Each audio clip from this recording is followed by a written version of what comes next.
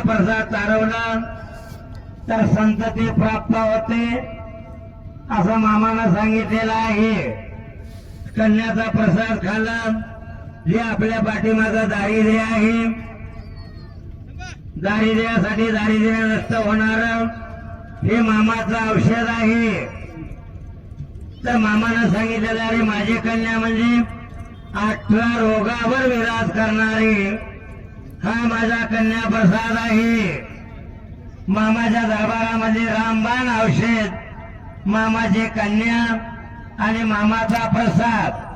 आरतीच्या पाठीमागून बसलेली पलीकडली महिला दोघी जणी तुम्ही काय आले असाल तर एवढी ताकद त्या कन्याच्या प्रसादात आहे.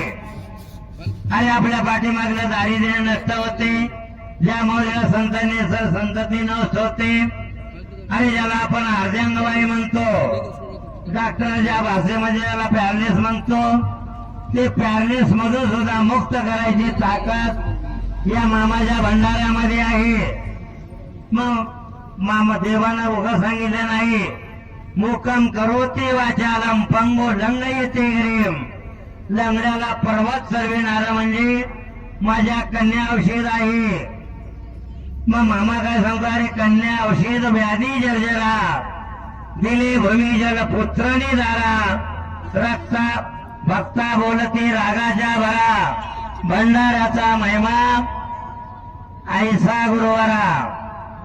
एवढी ताकद त्या मामाच्या भंडाऱ्यामध्ये आहे.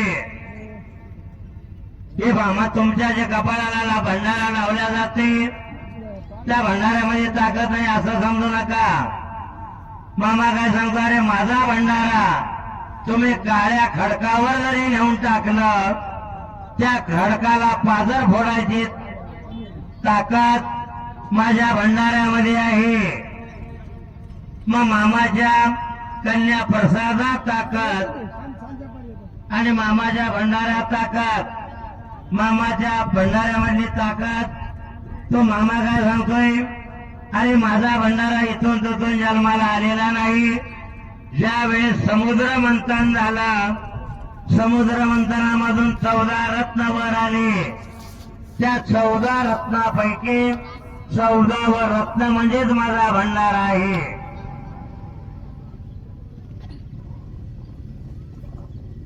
हळद मिल मधल्या हळद मिल मधली माझी हा भंडारा नाही. समुद्र मंथनामधून जन्माला आलेला माझा भंडारा आहे. म्हणून त्या मामाच्या भंडाऱ्यामध्ये ताकद आहे.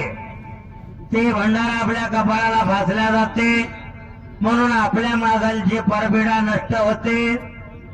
जो व्याधीग्रस्त आहे तो कन्याचा प्रसाद सेवन केल्यामुळं आपले जे रोगराई आहे ते रोगराई पळते, फुकट पळत नाही.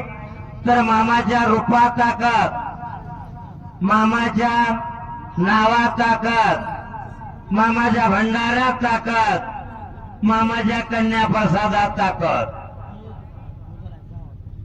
मग एवढी ताकद आपल्याला सांगून सुद्धा आपण जर खरकडी भांड्यात ठेवून जर निघून जात असताल काय उपयोग आहे मला सांगा. कोणी पेट्रोल खर्च करून आले, कोणी गाड्या बांधून आले, कोणी मोटरसायकल घेऊन आले. मग एवढा अट्टासाना आपण येऊन जर आपली जर आचरण चांगली नसतील तर उपयोग होणार नाही. कुठे गेलतात घरीच होतो म्हणायची वेळ येईल, तसा प्रकार करू नका. आपला बदल करा. आरतीचा टाइम झालेला आहे. अहो दुसऱ्या पालखीमध्ये तुम्ही पाहता कन्याचा प्रसाद भक्तापर्यंत पोटभर अजिबात पुरविला जात नाही. केवळ पालखी नंबर 12 मध्ये मामाचा प्रसाद भक्तापर्यंत पोटभर दिला जाते. त्याचं कारण आहे तुमच्या भागातले मराठवाड्यातले कारभारी असल्यामुळं हे कन्याचा प्रसाद बनवणे सोपं नाही, रिक्षी काम आहे. मग रिक्षी घेऊन बनवावं लागते, त्याची विल्हेवाट लावावी लागते, तो प्रसाद ठरतो. काय बघता कुठले बहुराले तिकडे कन्यात आहे, एवढी ताकद या भंडाऱ्यात आहे. तर अजिबात त्या मामाच्या प्रसादाची हेलना करू नका. मामाच्या प्रसादाला नाव बोट ठेवणं सुद्धा सोपं नाही. जन मामाच्या प्रसादाला नाव बोट ठेवणे त्याला मामा शासन केलेलं आहे. तर म्हणाले तुम्हाला आवडलं तर कन्याचा प्रसाद घ्या, नाही आवडत नका घ्या, पण त्याची हेलना करू नका, त्याला नाव बोट ठेवू नका. मामाचा सेवेकरी एक होता. मामाच्या काळामधला विनोदी सेवेकरी विठू पाटील म्हणून त्याचं नाव होतं. मामा 6 महिने कर्नाटक पट्ट्यात राहत होते आणि 6 महिने महाराष्ट्र पट्ट्यामध्ये येत होते. 6 महिने तिकडं आणि 6 महिने इकडं. मग कर्नाटक मध्ये जायचं असलं की विठू पाटील जात नसे आणि विठू पाटलाशिवाय मामाला करमत नसे. तेव्हा मामाचा विठू पाटलाला म्हणायचे अरे विठू चल आपण कर्नाटक पट्ट्यामध्ये जाऊ. तेव्हा त्या विठू पाटलाने एखाद्या वेळेस मामाला सांगितलं मामा अरे तिकडे आल्यानंतर मला कन्या घ्यावी लागतात, मला कन्या खाऊ वाटत नाही. ते कन्या म्हणजे अस्वलाचं खाद्य आहे, ते कोण खावं? मी नाही येणार कर्नाटक पट्ट्यामध्ये. मामाच्या प्रसादाला अस्वलाचं खाद्य म्हणून नाव ठेवल्यामुळं त्या विठू पाटलाच्या अंगातून वारं गेलं.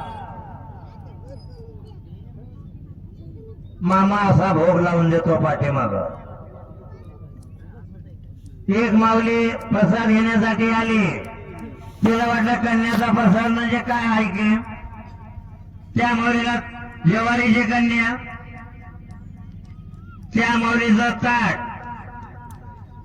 वाढल्यानंतर ती बघितली की आम्ही असलं अन्न आमच्या जनावराला टाकतोय म्हणून जागेवर उबडं घातली.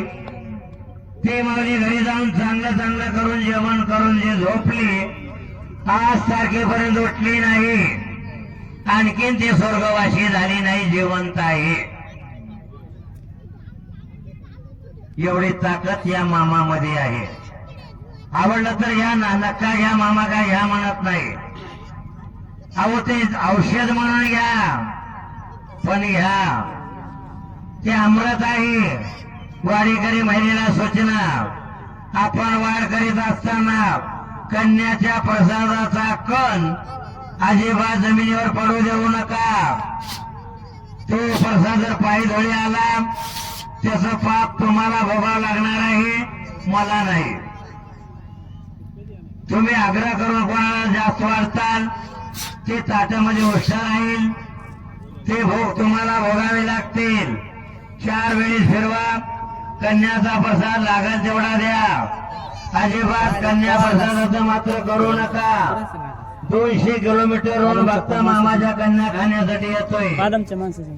अजिबात वाया घालू नका. गिलास नाही तर इकडं